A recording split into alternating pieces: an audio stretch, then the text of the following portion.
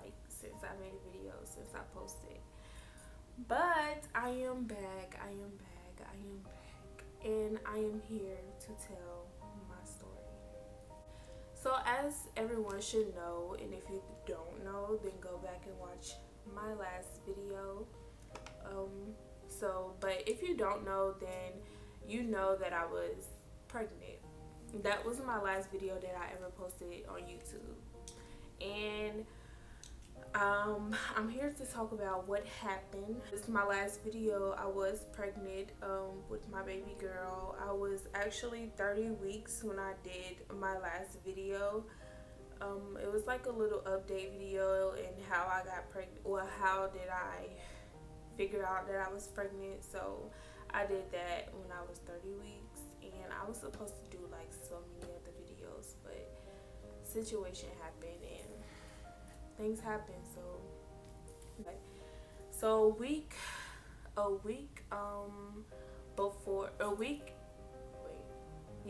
after I did that video, I recently lost my baby girl.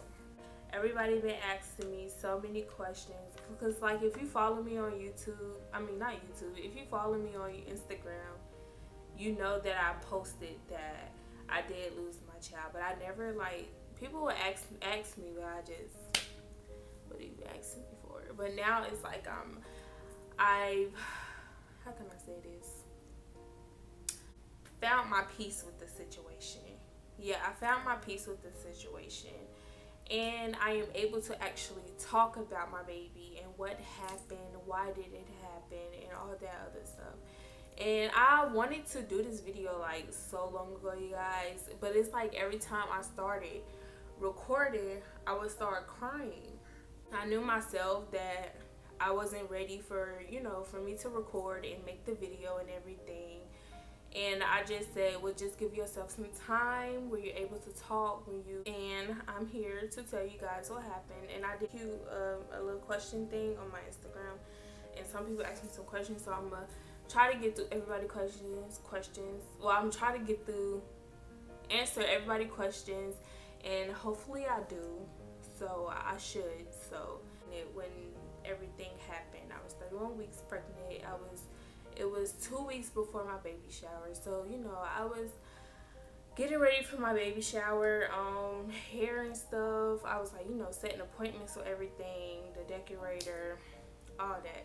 So I had an appointment, a checkup appointment for the baby. It was on a Monday. And I had went in for my appointment, and they did like the Doppler for the heartbeat, and my doctor said she wasn't able to find the baby heartbeat. So she was like, oh, maybe the baby is like, positioned in the wrong way, and you're not able to catch the baby heartbeat. So I had to go into an ultrasound room, wait for like 10 minutes to go into the ultrasound room. I went in there and I did like the ultrasound, and I felt it that the doctor that was doing my ultrasound, I felt it that my baby was going, but it was just like I know I felt it, but like I didn't say it. I don't know, like I just felt it deep down inside, because just by the way that she was just looking and looking at everything. So the heartbeat was the last thing that she looked at. She looked at the baby head, she looked at the baby body, she said the baby is measured good, because as soon as you put the ultrasound thing on there, you can see the baby heartbeat beeping, even though you can't hear it, but you can see it like moving. And that's how I figured that she already knew, my baby had passed away. But anyway, she did the heartbeat thing, and what she was doing the ultrasound, and then she switched to the heartbeat, and it was just like a straight line. And it's like I seen my baby like floating inside of me. And then the doctor looked at me and was like, I'm sorry. And then my mom was in there. She works at the office, at my office. So my mom was in there, and my regular doctor was in there. And they would just hug me, and I just bust down and start crying. I'm like, what did I do wrong? What did I do? How can I fix it? Can we bring her back? I was just asking like so many questions. I was just so in shock, like, cause this is just crazy. Like, I was just telling myself in my head I was just like, what the F, what the F, what the F, what the F, what the F. Like, I was so heartbroken. So after all that, I'm still in the doctor's office. I'm shaking. They took me to another room, where nobody was at. I'm like, I don't want nobody to see me crying because I was so sad. There was so many pregnant people walking around, for their appointments. And I'm like, I don't want nobody to know that I just lost my baby at 31 weeks. Like, no. So they had took me in a room, and my doctor had sat down with me, calming me down and everything. She had asked me, she was like, well, she had gave me some options. She was like, no, I asked her, I'm sorry, y'all. I'm sorry. It's been since November since this happened, so you gotta give me a minute. But she sat down with me, and I asked her, I'm like, so what do I do now? Like, what do I do? And then she was like, she gave me two options. She said you can either go home and go to the hospital, so you can go through the whole delivering process in 2 days if you don't feel like going now. Or she was like, or you can go today, because she was telling me that she worked in the hospital.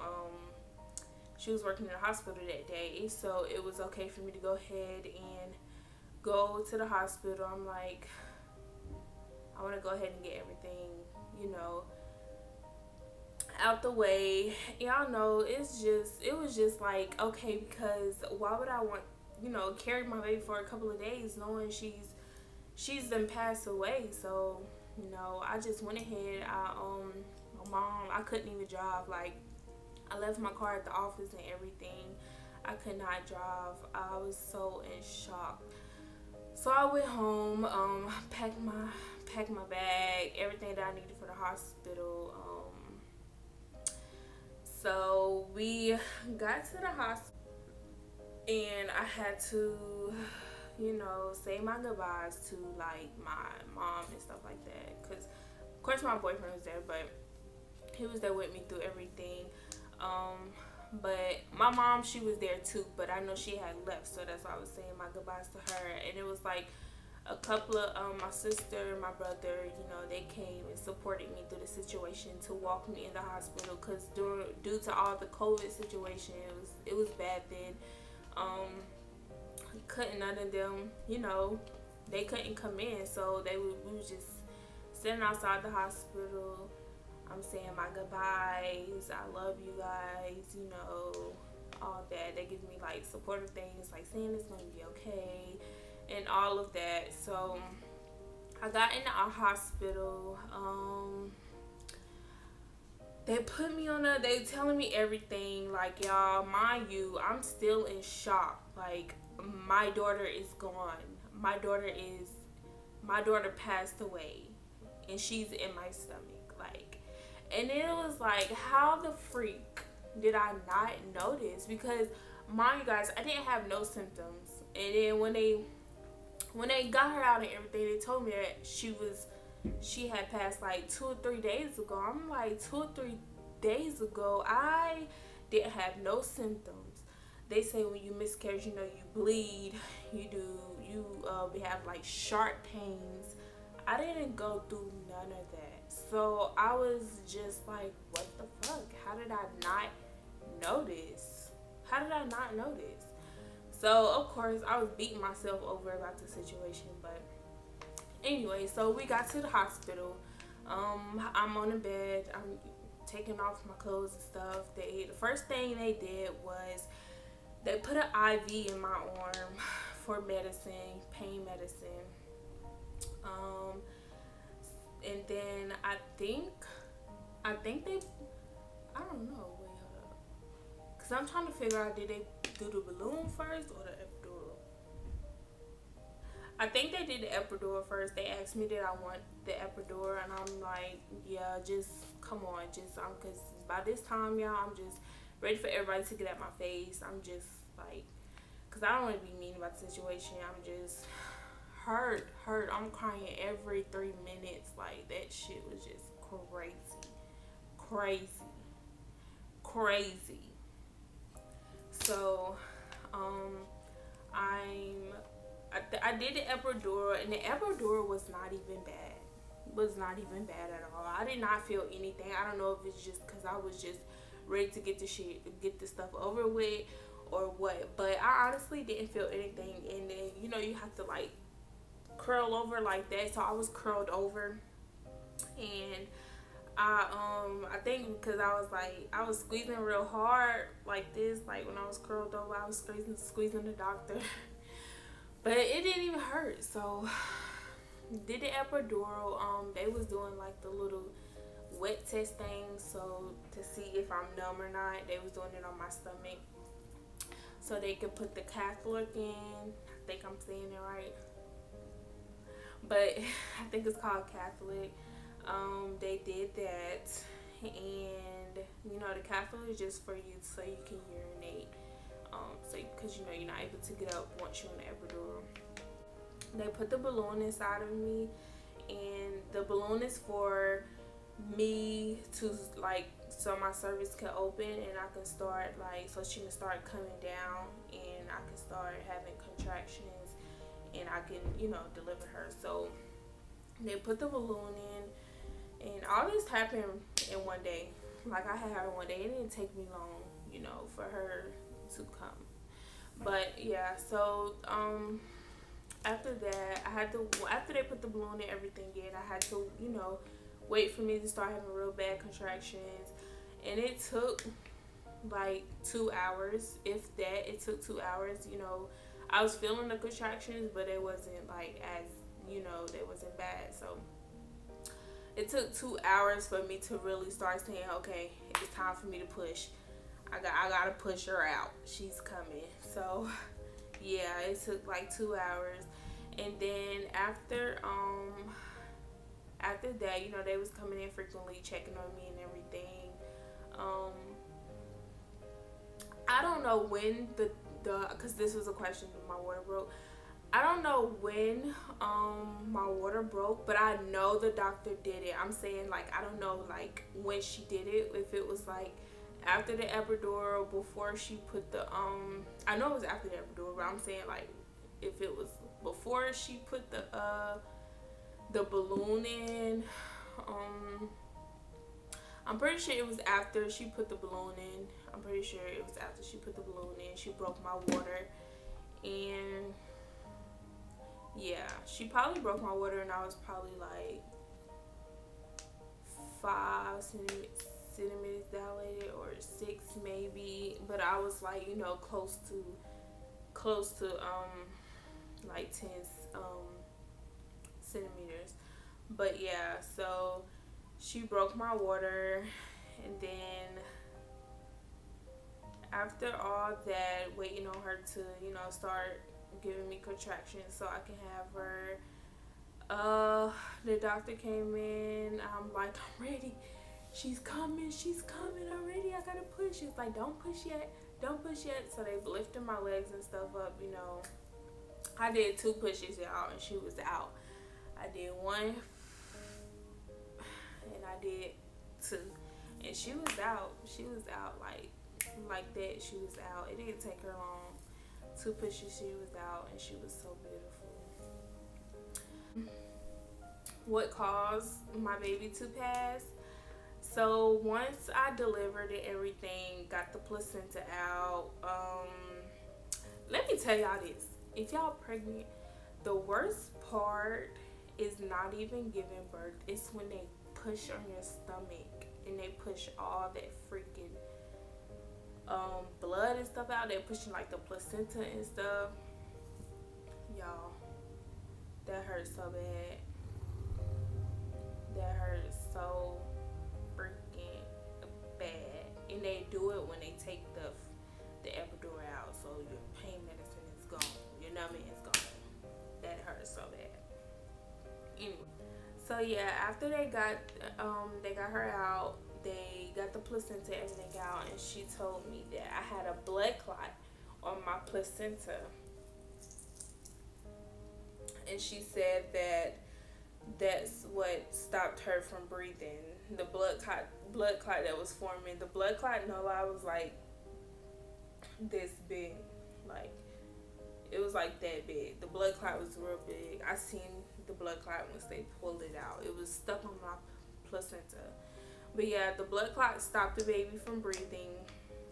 Stopped her organs and everything. Stopped the blood flow. It just really stopped my baby from breathing. So after all that I had to do, after I left the hospital and everything, I had to do tests, whole bunch of tests, blood tests, and everything came back good. But they said that I had protein S deficiency, which is, I think I'm saying it right, but I'm gonna put it on the screen.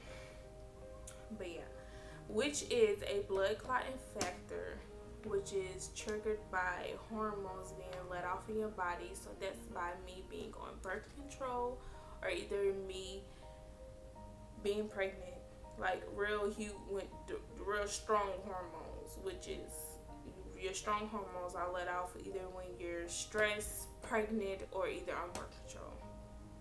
So I get blood clots then, and it's really, really, really, really, really rare. It's like 1 out of 10 for humans to have it.